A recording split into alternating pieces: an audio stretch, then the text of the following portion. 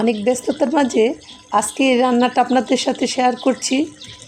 গত 3 দিন যাবৎ মাংসই খাওয়া হয়েছে বেশি, আর তো মাংস খাওয়া যাচ্ছে না। সেজন্য সময় করে একটু মাছই রেঁধে নিলাম। আর বেগুন ইলিশ খুবই পছন্দের একটা তরকারি আমাদের। হ্যালো, আসসালামু আলাইকুম এভরিওয়ান, ওয়েলকাম জানাচ্ছি আমার এই কিচেনে। বেগুন ইলিশটা অনেকভাবেই রান্না করে নিই আমি। আজকে সময় যাতে কম লাগে সেই পদ্ধতিতে রান্নাটা সেরে ফেলছি।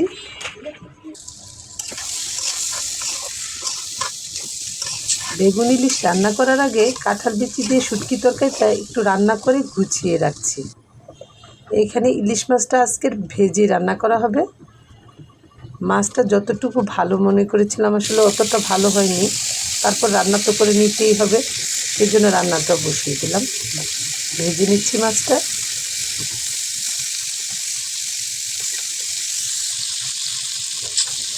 ইদানিং কী কারণে আমার ব্যস্ততাটা বেড়ে গেছে হয়তো অনেকেই কিছুটা জানেন। মেয়েকে নিয়ে সকালবেলায় বের হয়ে যেতে হয়, রান্নার সময়টাই আমি মেয়ের সাথে কাটিয়ে আসতে হয়। একদম মেয়ের যেহেতু একটু ওয়েট করে মেয়েকে নিয়ে বাসায় ফিরে আসি। ফাঁকে ফুঁকি রান্নাটা ইদানিং সেরে নিচ্ছি। আজকে যেহেতু মেয়ের এক্সামের গ্যাপ আছে, সেই হিসাবে রান্নাটা আজকে একটু মাছই রান্না করে নিচ্ছি। মাংস তো অনেক খাওয়া, আসল মাংস অতিরিক্ত খাওয়া যায় না একাধারে।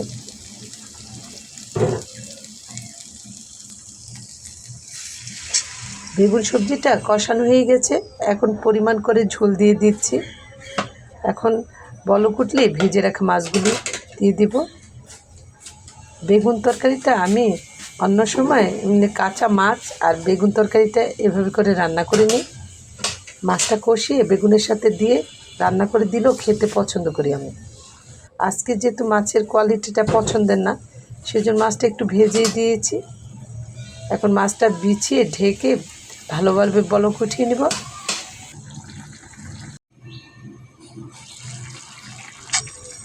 আমার বাসায় এই মাছের তরকারিটা খাওয়ার লোক মাত্র 2 জনই আছে, তারপর আজকে বেগুনটা একটু বাড়িয়ে দিয়েছি।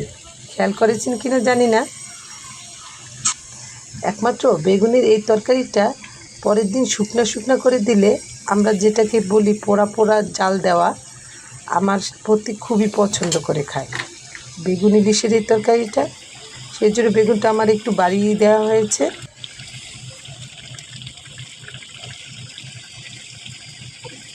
সবশেষে কাঁচামরিচও বিছিয়ে দিলাম।